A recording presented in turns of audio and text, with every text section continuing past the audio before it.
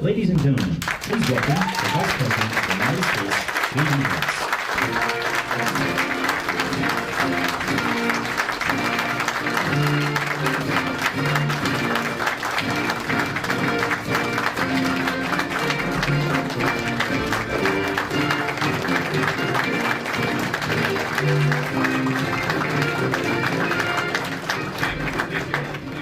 Please, at ease, have a seat. We're going to be talking for a long time. I heard you guys love speeches, so I've got about 90 minutes of prepared remarks here. I want to thank you all for being here. USA! There we USA! USA! USA! USA! go.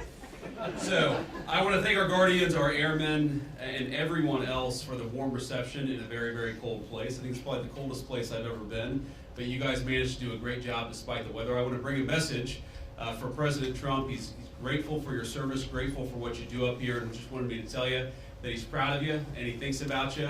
And of course, the same is true for everybody that's flanking me up here. We're thrilled to be here because the mission that you guys do is so important for the United States. It's important for our national security.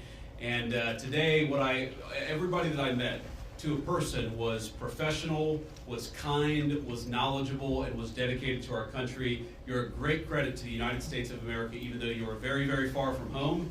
I met some Texans and some Floridians today, and I thought to myself, man, you guys have really signed up for tough duty here in Greenland, but it's a beautiful place. It's a striking place, a very harsh place. The Colonel showed me around, but a very beautiful place. Even in right now, I guess we're still, at least here in Greenland, in the heart of what is winter, because winter, I guess, lasts about 9 months here in Greenland. So I want to thank our reporters for following us around today and covering what we're doing. We'll take some questions from the reporters, but before we did that, I wanted to give some of my special guests an opportunity to say a few words. So we, of course, are thrilled to be joined by Juliet, our National Security Advisor's wife, and by my wife, our Second Lady, Usha.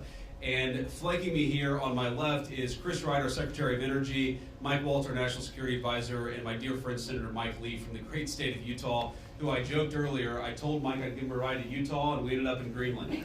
But I want to, because each of them care about this territory and care about the mission of the American military here in Greenland, for various reasons, touching each of the areas that they focus on, I thought it would be worth hearing from each of them for a little while. So, Chris, if you would say a few words about the importance of energy. Thanks, Chris. Here we are. I will. Echo the Vice President's comments to thank you for your service to our country, wherever it is, whatever it takes. And I think we see right here in this beautiful air base in the high Arctic what energy can do. We can make a tough high Arctic environment a beautiful place to live, a comfortable place to live, all sorts of scientific instrumentation, military mission to monitor what's going on in the world. None of this was possible not long ago.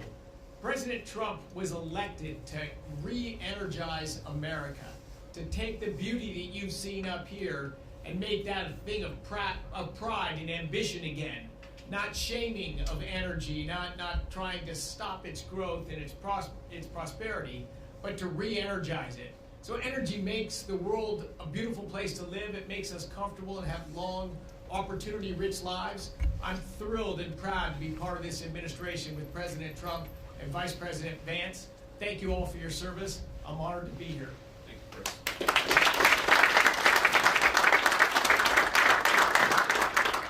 I guess when we flew in, it did look a little bit like Utah in the wintertime. Only there are substantial portions of this land that are always covered in ice, and it doesn't change. I really enjoyed talking to a number of you a little while ago as you were telling me that when you're deployed here for a year without your family, without your spouse, without your children. That is emblematic of so many of the sacrifices that so many of our armed services personnel make. And my conversations with our airmen and guardians this afternoon reminded me of the fact that the American people are indeed in good hands. They're in your hands. What you do here makes us safer. And when we're going about our business, our day-to-day lives at home, we don't have to worry about the things that you worry about because you're doing it for us. Thank you so much for that.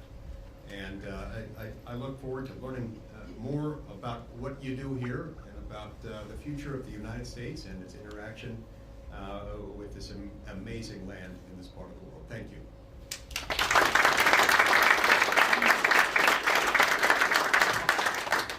Thank you, Mr. Vice President, and I just wanted to take a minute and thank you all to the airmen and women, to the Guardians who are keeping us safe day in and day out. You are continuing a tradition of the U.S. military's presence in Greenland since World War II, a 1951 defense treaty, and President Trump is absolutely serious with the Vice President and with his team about the Arctic and the security that the Arctic brings and that you bring to the Western Hemisphere. This is about shipping lanes, this is about energy, this is about fisheries, and of course it's about your mission, which is keeping us safe and monitoring space, monitoring our adversaries, and making sure the American people can sleep safely in their homes day in and day out. So thank you for roughing it. Thank you for being without your families. I bet every one of you are going to pick somewhere in, I don't know, Florida or the Bahamas or something for your next duty station, I would think. But this is also, I mean, what an incredible adventure. I have yet to meet a veteran. My wife is a veteran. I am as well. And of course, the Vice President. I have yet to meet a veteran that says, wow, I regret my time in service. Instead, they cherish it the rest of their lives. So, appreciate this moment and this adventure that it is, and the American people thank you. President Trump thanks you, and I know the Vice President and the Second Lady thanks you as well. And it's just really an honor to be with you today. Thanks so much.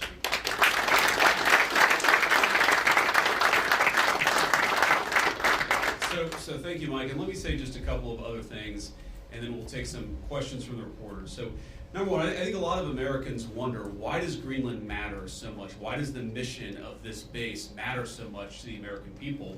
And I learned a lot about that today myself. Of course, you can read about it in a book, but I saw it up close and personal. And if, God forbid, to my fellow Americans, if a missile was fired from an enemy country or an enemy submarine into the United States, it is the people here before us who would give notice to our brave men and women further south in the United States to let people know what was coming and, God willing, to try to shoot it down and prepare for it. That's one of the things that we do at installations like this.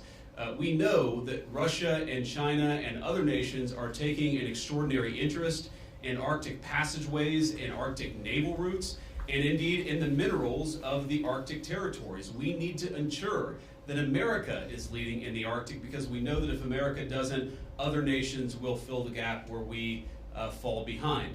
So what you guys do is so critically important. I think a lot of Americans, certainly I, didn't realize it fully until President Trump started talking about the importance of our Arctic mission, about building upon it, and ensuring that America can lead in the Arctic for the next generation. And now I want to talk about, of course, the interaction and what Denmark, I think, has done, and sometimes in partnership with us, but let's be honest, what Denmark over the last 20 years has failed to do in some cases, because we know that unfortunately this place, this base, the surrounding area is less secure than it was 30, 40 years ago, because some of our allies haven't kept up. As China and Russia have taken greater and greater interest in Greenland, in this base, in the activities of the brave Americans right here, we know that too often our allies in Europe have not kept pace. They haven't kept pace with military spending, and Denmark has not kept pace in devoting the resources necessary to keep this base, to keep our troops, and in my view, to keep the people of Greenland safe from a lot of very aggressive incursions from Russia, from China, and from other nations. Now, President Trump, as he says all the time, and as a lot of people recognize, is a president of peace. We want to have good relationships with everybody. That includes, even to the extent possible, the Chinese and the Russians. But part of having good relations is showing your strength when you have to.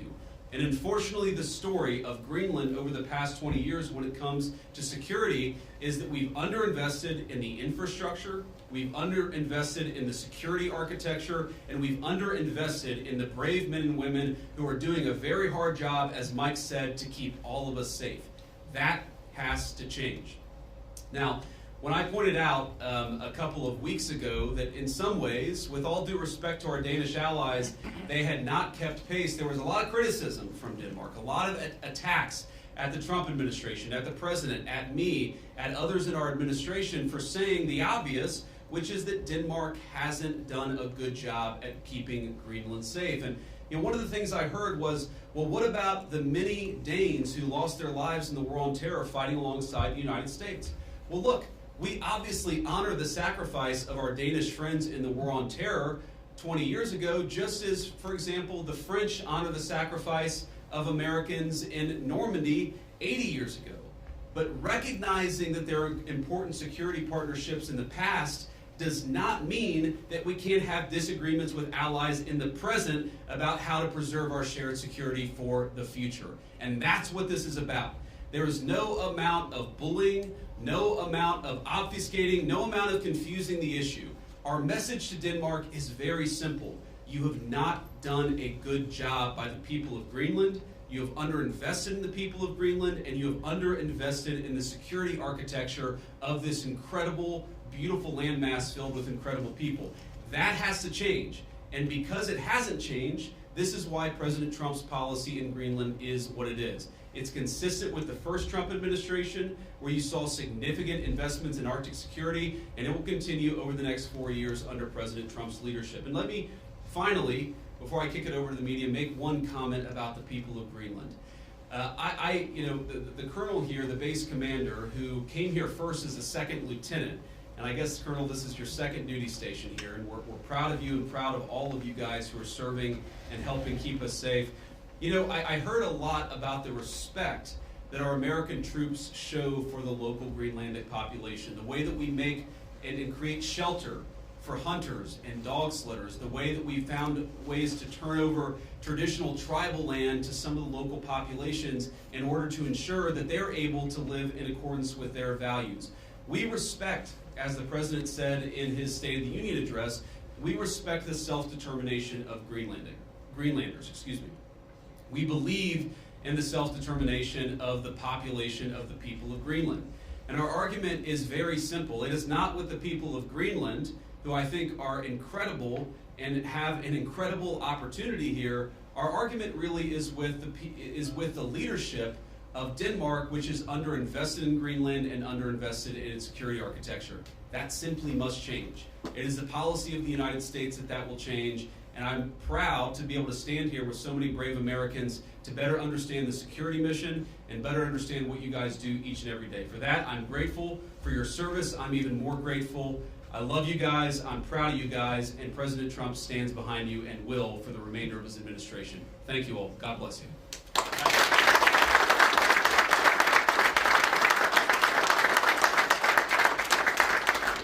All right, now we'll take a few questions. Both of you guys have your hands up. Whoever can go first. Red scarf, go first. Oh, sure. Thank you, Mr. Vice President. Do you have any plans, are there plans to expand the U.S.'s military presence in Greenland beyond this base? Well, are there immediate plans to expand our military presence?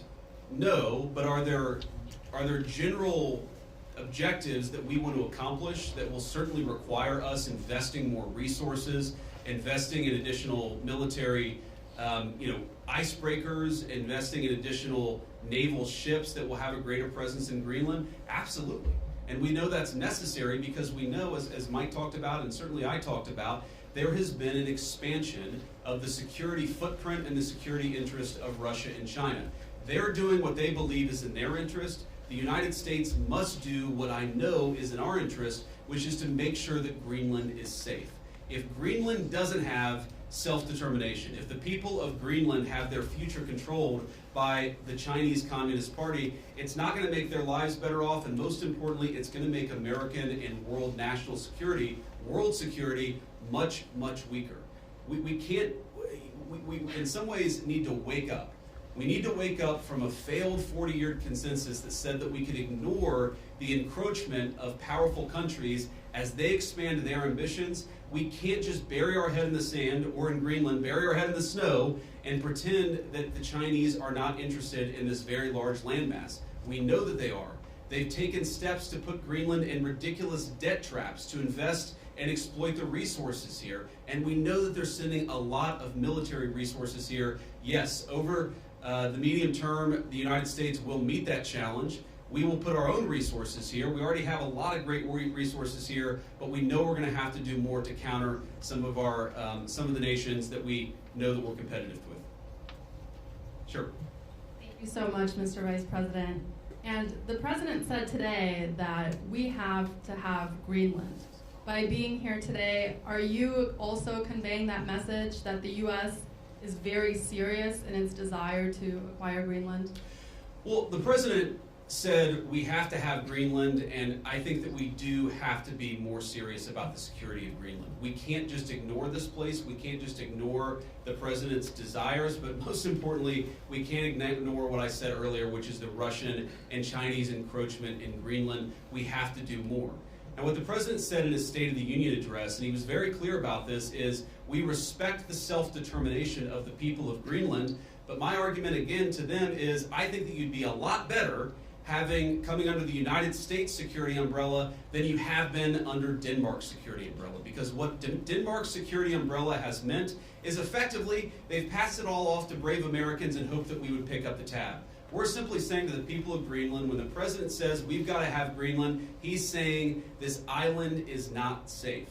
A lot of people are interested in it. A lot of people are making a play. We know that America cares about the security of this island for the sake of the people of Greenland, but also for the sake of the national security interests of the United States of America. So our message is very simple. Yes, the people of Greenland are going to have self-determination. We hope that they choose to partner with the United States because we're the only nation on earth that will respect their sovereignty and respect their security, because their security is very much our security, as these brave Americans show. John Parkinson with ABC News. Thanks for bringing us along on this historic trip. I wanted to ask you about last week's news with the Atlantic. We've had a couple questions on Greenland. I feel like you've answered that. But I did want to ask, did you express your concerns to the President that you were opposed to the Houthi strike? And also, what did you mean when you asked, or when you said in that thread that the President wasn't aware that his directions for Yemen were inconsistent with his message on Europe? Well, I didn't quite say that. I think that's a slight bit misunderstanding of what I said, but we've talked, of course, in the American media about Signalgate, as I called it, for the past week. And here's what I told the President and the entire national security team, is that yes, it is in the interest of the United States of America to preserve navigation. Yes, it is in the interest of the United States to kill terrorists who are preventing navigation in the Red Sea, but we got to make sure that we do it right. We have to be careful. We have to make sure the timing is right. And of course, what that leak revealed, I think, is a private communication between the President's senior advisors about how best to prepare the American people for what we all thought we had to do, about the right timing of when we should do something, and of course, surfacing the strategic questions that we needed to decide and brief the President on so that he could ultimately make the decision about what we would do. What I saw in that Signal chat, and of course what I've seen in the President's senior national security team, is that sometimes we all agree and sometimes we all disagree, but it's important that we all have an honest conversation amongst ourselves and with the President of the United States about what we think is the best interest of the national security of the United States of America. I support the President's decision to strike the Houthis. I always supported the President's decision to strike the Houthis, and I support the national security team having the argument about how best to serve the American people. Go ahead. In your security briefing today, did you see specific threats coming from China and Russia, things that you did not know about before? Are we talking battleships, icebreakers, any type of military equipment, or is it economic? Well, I don't want to get too specific, but yes, we know that the Chinese are very, very interested in this island. We've seen some of the economic pressures that they've tried to place on Greenland. We know that they're increasingly engaging in military training and military interest. Certainly, they've started to describe themselves as a near Arctic power. And I think part of that is justifying taking a further interest in Greenland and some of the surrounding territories. So we've seen very strong evidence that both the Chinese and the Russians are interested in Greenland. And why wouldn't they be interested in Greenland? It's a beautiful place. It has incredible people. It has its geographic placement makes it very important for the national security of the United States, but for world security. What we have to recognize is that if the Chinese and the Russians are going to pursue their national interest, we need a president who's going to pursue the American national interest, and that means ensuring that Greenland is safe. When can we expect an update on the internal investigation into that signal chat leak? Has that investigation concluded, and what are the findings? I think we'll get an update soon. Look, we take it very seriously. We all accept that a journalist should not have been invited into the chat, and members of the administration, including my dear friend Mike, have taken responsibility for it. But I find the American media's obsession with this issue very, very interesting, because I happen to remember about 4 years ago when American military leadership made a catastrophic error that got 13 innocent Americans killed in Afghanistan and had about $80 billion of military equipment turned over to one of the worst terrorist organizations in the world. And for years, the American media ran cover for a Biden administration that refused to fire any generals or even launch an internal investigation that was meaningful and substantive about what happened. And now the same American media that covered for the Biden administration after the untimely death and the unnecessary death of 13 brave Americans is really, really interested in forcing the President of the United States to fire someone because of a signal chat. That is not honest behavior from the American media, and if you think you're going to force the President of the United States to fire anybody, you've got another thing coming. President Trump has said it on Monday, on Tuesday, on Wednesday, on Thursday, and I'm the Vice President saying it here on Friday. We are standing behind our entire national security team. Can I just ask you about Yeah, go ahead. the tariffs? There's been some retaliation, some signals at least in the media that Canada's going to respond, some of these others are going to respond to the president's tariffs. What's your message for Americans that are going to see costs increase on auto manufacturing, new cars, that kind of thing? Is it Buy America, or what's the message going forward there? Well, let me say a couple of things. First of all, for the Canadians, and we have many dear friends in Canada, and of course we love the Canadian people, but the Canadian leadership threatening retaliatory tariffs against the United States, as President Trump often says, they just don't have the cards. There is no way that Canada can win a trade war with the United States. What President Trump has said is that he wants to level the playing field. For decades, Canadian leadership has forced American farmers and American manufacturers to play by an unfair set of rules. All President Trump has said is that we're done playing by an unfair set of rules. If you're going to do something to our industries, then we're going to do something back to your industries. That's how you protect American manufacturing, and that's how you protect American jobs. Now, what I'd say to the American people is look, the president ran on this, and he said very clearly that we're done being the piggy bank of the entire world. For 40 years, in the same way that our European friends, I think, have neglected international security, for 40 years, a lot of our friends all over the world have used America as a piggy bank. They have used us to absorb all of their excess economic production. What has that meant for Americans? For Americans, that's meant manufacturing jobs declining, that's meant middle-class wages going down, that's meant whole towns that have been hollowed out by empty factories, and that means an America that is less safe because our manufacturing isn't as powerful now as it was 30 years ago. I've got all these brave Americans in front of me and a few behind me too. We want to send, if God forbid we have to send Americans to war, we want them to have weapons, the best weapons in the world that are manufactured in America and not in China. The way you do that is to rebuild the American manufacturing sector. The days of America being the piggy bank of the world, the days of closed factories, the days of people not being able to get a middle-class job in this country, they're over. And yes, that means we're going to have to fight back even against some of our friends and their unfair economic practices, but the long-term consequence of this is going to be higher wages, more manufacturing, and more economic security for the American people. We'll take a couple more questions. On Russia, has the U.S. agreed to those conditions that the Kremlin said were needed for that truce in the Black Sea? It included lifting sanctions imposed on Russian banks. Trump said this week that you were still looking at it. Well, there are a couple of different statements that are floating around out there, and some of them I think are mistranslations, and some of them are not totally clear what is even being asked for. But the president has said, and he's right, that I think we feel very good about where things are. We trust but verify. We make sure that what we're seeing from one party is met by the other party and vice versa.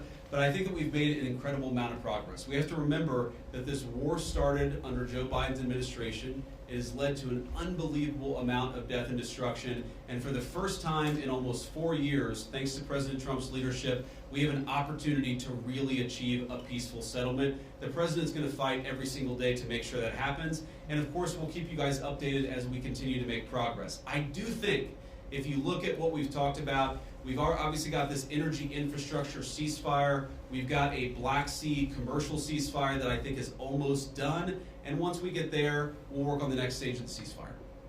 Yeah. The president has previously not ruled out military force when he's talking about taking over Greenland. But your rhetoric today is more about encouraging the Greenlandic people to vote for independence.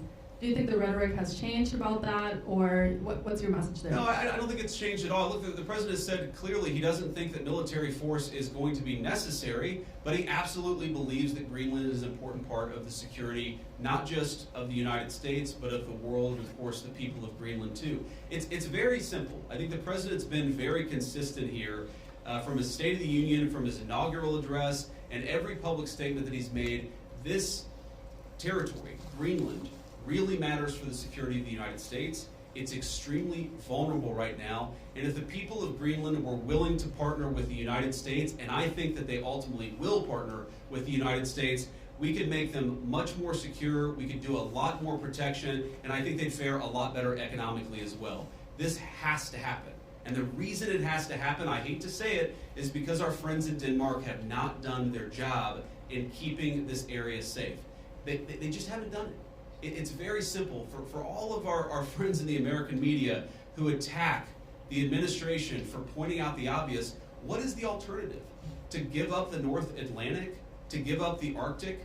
To China? To Russia? And to other regimes that don't have the best interest of the American people at heart? We have no other option. We need to take a significant position in Greenland to keep the people here safe, but to keep our own country safe too. We'll do one or two more. Yeah. Trump said this week the U.S. would go as far as we have to go to acquire Greenland.